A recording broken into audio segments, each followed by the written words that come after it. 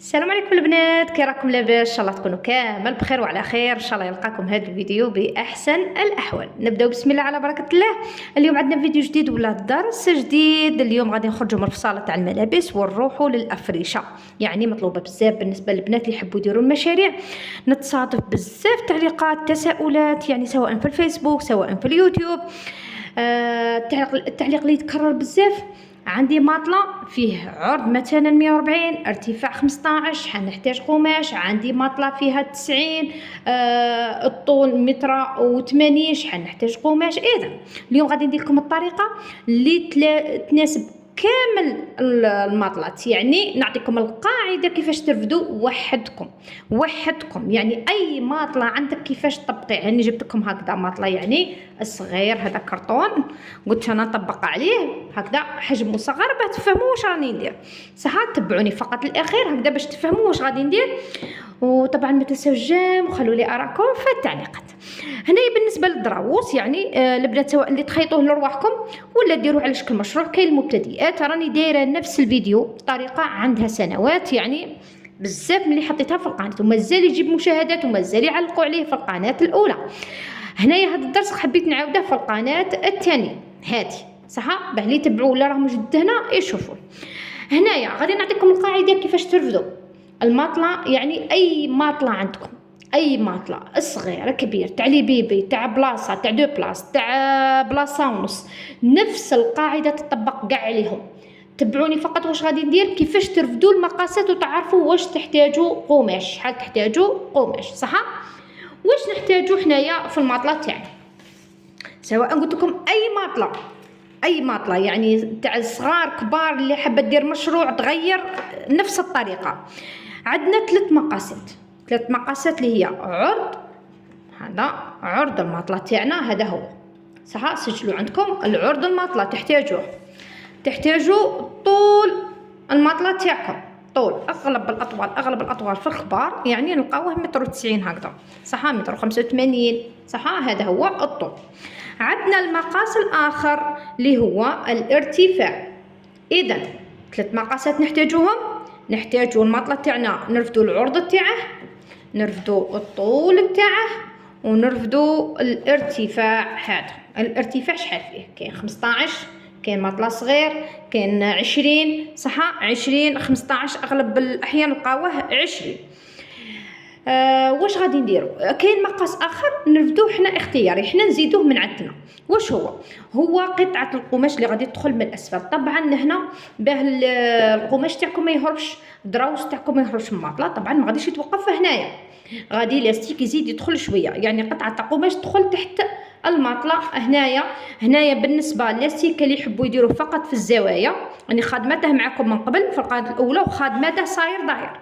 كاين اللي تفضل صاير داير، وكاين اللي تناسبها غير في الزوايا منا لهنا، يعني هذا المكان اللي نديروا لاستيك ما يهمناش، المهم نفس القطعه اللي غادي تدخل من الاسفل غادي نتكلموا عليها فيما بعد. اذا واش غادي نسجلوا؟ قلنا تسجلوا عرض الماطله، طول الماطله، وارتفاع الماطله، ثلاث مقاسات اللي نحتاجوهم. سواء المطرح تاعك هذا، يعني الماطله تاعك ولا المطرح كيف ولا تاع زبونه، مثلا زبونه قالت لك خدمي لي الدراوس الشومبره تاعي ولا المطرح تاعي ولا تاع ولدي، واش غادي تقولي لها؟ قولها رفدي المقاسات، رفدي العرض، رفدي لي الطول، رفدي لي الارتفاع. هكذا الا حبيتي ماناش نتكلموا على ستوندار، يعني كاين دراوس يندار ستوندار، هذاك ماناش نتكلموا عليه، نتكلموا على المقاسات المضبوطه اللي نحتاجوها. اذا غادي ندير هنا، جبت قطعه قماش غادي نمثل لكم عليها، مثلا هذا المطرح تاعي، هذا هو الدراوس. هنا كيفاش نحسبوا شحال نحتاج قماش، غادي يجي هكذا، شوفوا غادي يغطي يغطي كامل الماطله تاعنا، وتدخل قطعه هنا راهي بزاف صح، وتدخل قطعه من اسفل وتدخل من اللي غادي يكون فيها لاستيك ويجي هكذا. هاد الزوايا باه ما يجوش هكذا غادي نقطعوا مربعات. هنا كيفاش غادي نعرفوا المربع شحال يجيني فيه حتى نحدد شحال نحتاج. اذا واش نحتاج؟ كنا على ثلاث مقاسات، لكن راكم تشوفوا هنايا ما عنديش ارتفاع واحد في العرض، شوفوا ما عنديش ارتفاع واحد، عندي ارتفاع واحد زائد عرض زائد ارتفاع زائد القماش اللي غادي يدخل من ومن. صح؟ هذا في عرض القماش. كيفاش تحدوه؟ كيفاش نحدو عرض القماش؟ شحال نحتاج؟ نحسب عرض الماطلة زائد ارتفاع في 2 زائد هذا القطعة اللي غادي تدخل قياسها مضبوط، داك نعطيها لكم، تدخل من ومن. صاي فهمتوا؟ يعني كاينه قطعه غادي تدخل تحت الماطله تاعنا اللي فيها لاستيك وتدخل منا، اذا راهي وحده 2 عرض 3 ارتفاع هاوين 4 وهذا 5 تاع المقاسات. واش غادي ندير باه نختصر معكم؟ غادي نكتبهم. هاوينا شوفوا اني كتبت عرض القماش. شحال نحتاج في عرض القماش؟ هذا نحتاج عرض الماطله، تدو قياس تاع عرض الماطله زائد الارتفاع في 2. عندي 2 تاع الارتفاع. صح؟ الان غادي نتوقف هنا. لا، قلنا القطعه اللي غادي تدخل من الاسفل. هنا القطعه اللي غادي تدخل من الاسفل هنا اختياريه. شوفوا نعطيكم المقاس تاعها بالتقريب، ما بين 5 الى 10 سنتيم. ديروا حسابكم غادي يكون فيها لاستيك، يعني غادي يروح في اللاستيك واحد 2 سنتيم، تحتاجوا 3 تدخل، واللي حابينه يدخل مليح 10 سنتيم. صح؟ هنا القماش يلعب دور، حنا ما نقدروش نفوتوا 10. علاه داك نقول لكم علاه، لاني من بعد غادي هذاك المربع اللي نحتاجه يعتمد ايضا على الطول. اذا واش غادي ديروا فيه نتوما؟ ما بين 5 الى 10. شوفوا الا دخلت 5 سنتيم غادي نمثلها لكم بالقياس شحال تجيكم. هاي وينو هاي وينو تجيني قليله انا تبان لي 10. هذا هو القياس اللي غادي يدخل. من بعد غادي نزيدو نكملو في الشرح. صح؟ في 2 علاه؟ لاني غادي تدخل منا وتدخل منا. صح؟ غادي تدخل منا 10 وتدخل منا 10. انا ما غاديش ندير 10، هي من المفروض 10، غادي نقص منها ومن بعد نقول لكم علاه. زائد اذا قلنا عرض القماش اللي نحتاجه هو عرض الماطله زائد الارتفاع في 2. مثلا عندك الارتفاع 20 تاع الماطله، شحال تولي 40، لاني 20 مع 20 40. هنايا هذا العرض تاع الماطله مثلا فيه 140 زائد 40، لاني 20 منه 20 من، شحال تولي 180. نزيدوا لها القطعه اللي غادي تدخل هكذا من ومن بهذا الشكل. اذا مثلا غادي ديروا فيها 10، انا غادي ندير 10. قلنا ما بين 5 الى 10. شحال تولي 10 منا و10 منا؟ شحال تولي 20 زائد 20 بلا ما ندير 10 في 2. راكم فهمتوها. زائد 20. صاي نعاود عرض القماش شحال نحتاج؟ كيفاش نعرفوا العرض هذا اللي جينا هنا شحال نحتاج؟ نحسبوا عرض الماطله تاعنا، نزيدوا له الارتفاع في 2. هذا شحال الارتفاع تاع الماطله تاعكم؟ زائد 20. 10 غادي تدخل منا و10 تدخل منا. مثلا انت ما غاديش تزيدي، غادي تنقصي في القماش اللي غادي يدخل، غادي ديري 5 منا يدخل و5 منا. شحال تولي زائد 10. فهمتوني؟ زائد 10، لاني 5 من دخلت و5 من. انا مثلا دخلت 10 سنتيم من تحت و10 سنتيم منا. شحال تولي زائد 20. هكذا نفس الطريقه طول القماش. طول القماش شحال نحتاج؟ طول القماش شحال نحتاج؟ نفس الطريقه. طول الماطله تساوي طول الماطله زائد الارتفاع في 2. ارتفاع منا وارتفاع منا. صاي هاوينا ارتفاع هكذا وارتفاع هكذا. زائد واش دخلت هنا؟ اذا الارتفاع ما غاديش يتغير، لان راه منا هو تاع العرض هو اللي غادي يكون في تاع الطول. نفس القطعه اللي تدخلوها من هذه الجهه غادي تدخلوها منا. دخلتي منا 5، دخلتي في العرض 5، دخلي في الطول 5. الارتفاع ما يتغيرش. اذا اللي غادي يتغير المقاس هو طول الماطله. داك نكتب ونرجع. هاي وين شا قلنا؟ اللي غادي يتغير هو طول الماطله، الطول فقط. الارتفاع ما غاديش يتغير لانه نفسه هو اللي راه يدور في 2، يعني الطول تاع الماطله زائد الارتفاع في 2. ها وينا الارتفاع راه هكذا وهكذا ما تغيرش، إلا هو 20 في العرض يبقى 20 في الطول نفسه. إذا دخلتي قلنا القطعة اللي زدتيها من الأسفل اللي غادي يكون فيها لاستيك دخلتي ب5 في العرض، نفسها هي اللي غادي تدخلي منها في الطول، ما تغيروش صحابه يخرج لنا مربع. هنايا 5، إذا 5 من و5 من تولي زائد 10. مثلا دخلتي ب7 سنتيم زدتيها هنايا اللي تدخل القطعة منا تولي 7 منا و7 منا تولي زائد 14 صح. إذا واش غادي يتغير؟ قلنا يتغير فقط بين الطول والعرض، المقاس هو اللي يتغير، لكن الارتفاع في 2 ارتفاع في 2 يبقى كما هو. هنا القطعة اللي غادي تدخل من الأسفل أنا زدت مثلا زائد 20، راه فيها زوج جهات، قلنا 10 تولي 20 لأن زوج جهات.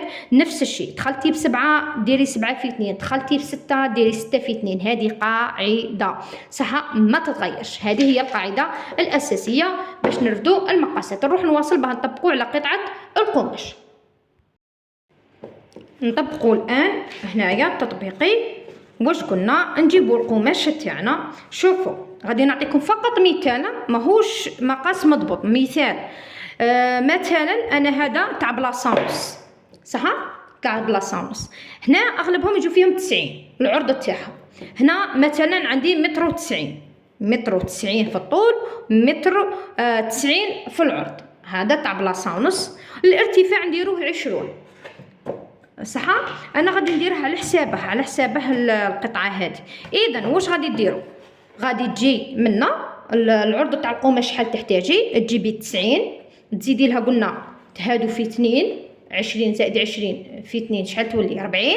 40 زائد 90 تولي متر و30. متر و30 انت شحال راكي باغيه تدخلي من الاسفل هكذا من هذه الجهه ومن هذه الجهه، قلنا 10 زائد 10 شحال تولي 20. اذا واش نحتاج متر و50، متر و50 في عرض القماش صحيح. هذا مثال. للطول نفس الشيء. واش غادي ندير؟ مثلا فيه متر و90 غادي نزيد نفس القياس هذا في 2 قلنا تولي 40. اذا كان الارتفاع منا 20 و20 تولي 40. متر و90 زيدي لها 40 تولي متر و30.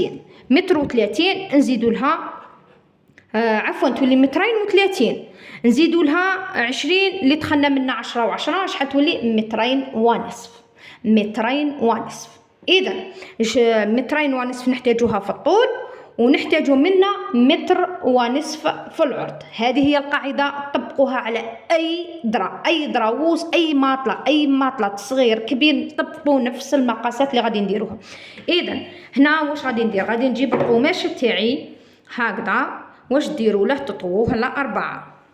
صاي راكم حددتوا شحال تحتاجوا قماش هكذا،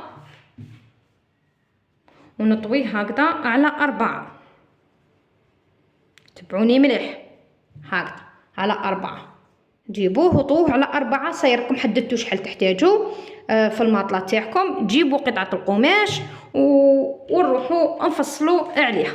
هنا راه مطوي على 2. مثلا هنايا انا راه عندي هنا بالزياده القماش غادي نقص منه شويه باه نخرجه مضبوط. عدلت في القطعه كانت كبيره بزاف. واش درت؟ ديت واش نحتاج فقط في العرض هكذا. حسبت العرض هكذا، حسبت العرضه تاعي، زدت له الارتفاع. هنا طاحت لي 14 سنتيم. شوفوا طاحت لي 14 سنتيم. غادي زدت لها هذا الارتفاع 5 من و5 من يعني 10. هاي وينه نكتبها هنايا. شوف باش تفهموني غايه 14 سنتيم العرض صح. زيد منا ومنا الارتفاع هذا مع هذا يعني في 2. درت فيه الارتفاع 5. هاي وينه 5 و5 هكا باه نسهل للمبتدئات صح. هاي وين دروك القطعه اللي غادي تدخل من الاسفل درت فيها مثلا 4 زائد 4 غادي تدخل منا، زائد 4 تدخل من هذه الجهه. صاي ونحسبوا. هاي هذه مع هذه 10. 5 مع 5 10 مع 14 تولي 24. نزيدوا لها 8 شحال تولي 32. صاي القماش تاعي ها وينه 32. هذا واش نحتاج صح. نفس الشيء بالنسبة للطول. هكذا الطول شحال نحتاج؟ مثلا هنا فيها 28 الطول، زدت الارتفاع نفس الشيء ما يتغيرش، زائد 5 منا الارتفاع زائد 5 من هذه الجهة. نفس القطعة اللي دخلت منها القياس من الأسفل دخلت ب4 ندخل منها ب4 زائد 4 من هذه الجهة زائد 4 من هذه الجهة، ونحسب كاع واش نحتاج قماش. هكذا 28 نزيدو لها هادو زوج خمسات تولي 38، نزيدو لها هادي 8 4 مع 4 شحال تولي 36. عفوا البنات 46 صح. 46 كي نجمعوهم كاع هاي هنا 46 صاي. اذا واش غادي ندير؟ نوخرها هكذا. ديت القماش اللي يلزمني للمطه تاعي، نروح نطويها على 4. جيبوا القماش تاعكم طووه بهذا الشكل. الان نروح نقطع المربع اللي غادي يجي هنا. كيفاش نعرف القياس تاع المربع تاعي؟ هكذا باه الا اختلفتوا معايا في المقاسات كل وحده دير المقاس تاعها. كيفاش نعرف المربع هذا شحال طوله وشحال عرضه؟ المربع كيفاش ندير القياس تاعه؟ المربع هو الارتفاع، هذه 5 زائد شحال دخلتوه من الاسفل. الضلع تاع المربع هو الارتفاع عندي 5، نزيد لها شحال 4 دخلت ب4 شحال تولي 9. يعني المربع تاعي غادي يكون فيه 9 هكذا من الجهه المفتوحه. طبعا هادو عند وين يكون كاين 4 تاع القطع تما تقصوا. هذه الطريقه الاولى. يعني نجي منا ونحسب الارتفاع هذا شحال دخلتي. مثلا عندك الارتفاع 20 ودخلتي منا ب10 من الاسفل، ارتفاع تاع المطلع 20 ودخلتي ب10 شحال تولي؟ المربع تاعك يولي فيه 30 على 30 تولي ديري 30 هكذا. انا مثلا غادي ندير 9 هكذا ونجي منا وندير 9. انت غادي ديري 30 غادي تجي منا 30 وتطلعي منا 30. غادي نعطيكم الطريقه الثانيه وطلعوا هكذا ديروا خط مستقيم. هذا هو المربع اللي غادي نقصه وندير هكذا طبعا بالمسطره. هذا هو المربع اللي غادي يتقصص. الطريقه الثانيه الا خفتوا تغلطوا تاكلوا من القماش تصرى غلطه تجي هنا وتحسبيه من الجهه المغلوقه. كيفاش تحسبيها الجهه المغلوقه؟ هذا العود تقسميه على 2 لاني راني طاويه على 2 راه على 4 لكن كل واحد راه على 2 ما تحسبش على 4 تحسب على 2. هنا عندي مثلا ما بغيتيش تشوفي المربع خفتي تدخلي هنا وتخسري ولا روحي للعرض. انا عندي 14 هذه نقسمها على 2 شحال تولي؟ تولي 7. لازم هنا نلقى 7. ها وينه صاي. هاي وين 7 هاي وين 7 تاعي باش تعرفوا بلي اني دايرته بمقاس مضبوط. هنا البنات اللي تخاف تغلط معليش غير ينقص المربع وما ينقصش القماش مني. الا نقص منا يضيع كاع الخدمه تاعك تضيع. تبغي تدي المربع الا كنتي واثقه من نفسك تحسبي الارتفاع زائد شحال دخلتي هكذا القماش اللي دخلتي به سواء 7 سواء 5. هذاك هو الضلع اللي غادي تحسبي هاك وتحسبي هاك وترسمي المربع. خفتي روحك تغلطي روحي رفدي لهنا. شوفوا رفدي هنايا وقسمي على 2. عندي 14 قسمتها على 2 ولات 7. مثلا المطلة تاعك فيه 90 عرض قسميها على 2 شحال تولي؟ 45. لازم تلقي منا لهنا 45 توقفي. نروحوا للطول باه نتاكدوا من الطول. الطول نفس الشيء نجي هنا 28 هذا الطول تاعي نقسمه على 2 لازم نلقى منا 14. 28 قسمت 2 لازم 14. هاي وين 14 البنات؟ ها هي 14. شتو كي تبدو القماش نيشان على واش راكم حابين شحال راكم مسحقين. شفتوا كيفاش يخرج لكم كاع المقاسات نيشان. نواصل دروك واش غادي ندير. عطيتكم كاع الطرق كاع الحلول. يعني الا ما فهمتش هذه الطريقه البنات المشكله راهي فيها ماشي فيا. هاي هنا ونقصص المربع تاعي. هذه الطريقه تعتمدوها البنات في كامل المطلات كامل القياسات تاع المطلات سواء صغار كبار تاع بلاصه ونص تاع زوج دو بلاص نفس الشيء. ولا حبيتو يعني ندير لكم تاع دو بلاص وحده لان هو اللي مطلوب بزاف نديره وحده هكذا، نتحصلوا على هذا القطعه بهذا الشكل. ها هنا الدراوس تاعي كيفاش غادي يجي هكذا. شوفوا ها هنا الزوايا هادو يتخيطوا. شوف غادي يجي هكذا تخيطيه هنا. شوفوا طحنيشه مربع، ها تخيطيه هنا. مانيش نتكلم على الخياطه اليوم، راني نتخيط افصح. هاي هنا القطعه اللي غادي تدخل من الاسفل فيها لاستيك تنقص وتجي هنا. هاي وين هكذا. شوف راه جاي نيشان. ها وين هكذا. غادي نجرب نحكمه بالدبابيس البنات. البنات حاولت نقضبه بالدبابيس هنا الزوايا شغل راني مخيطتهم هكذا. شوف جا نيشان. ها هنا مع القطعه اللي تجي من الاسفل هكذا. هنا تبغوا تركبوا لاستيك صاير داير ولا الزوايا فقط هكذا. شفتوا ها مع القطعه هذه باش الدراوس تاعنا ما يهربش. كانت هذه الطريقه تاع اليوم. لاحظوا معايا. بالنسبه للسؤال بالك يتكرر تقولوا لي حق الخياطه هنا، انا ما نفضلش نزيدوا حق الخياطه صح. علاه؟ لان المطلة غادي يكون بونش يعني يتمدد ينقص ويتمدد. ماذا بكم يعني نتوما تتحكموا فيه. يعني كي 2 سنتيم ولا تروح وتلبسوه ويجي سوا كيما نقولوا حنا يزير عليه يحكمه مليح. ماشي كيما من تزيدوا حق الخياطه. ديروا حسابكم مع الوقت الغسيل غادي هذا القماش شويه يطلق. اذا ما تزيدوش حق الخياطه مباشره. ديروا المقاس عادي هكذا. اني مداري نخدم. لاحظوا معايا عادك هذا ما راهش ماشي بونش. وشوفوا راه دخل عادي وحكمته عادي بهذه الطريقه. هذا كان هذا الدرس تاع اليوم. الدراوس كيفاش نفصلوه يعني اي ماطلة عندكم اي مقاس كيفاش تدو الطريقه. نتمنى الطريقه تكون واضحه الشرح يكون واضح خاصه المبتدئات اللي يحبوا يفصلوا لرواحهم ولا يديروه على شكل مشروع.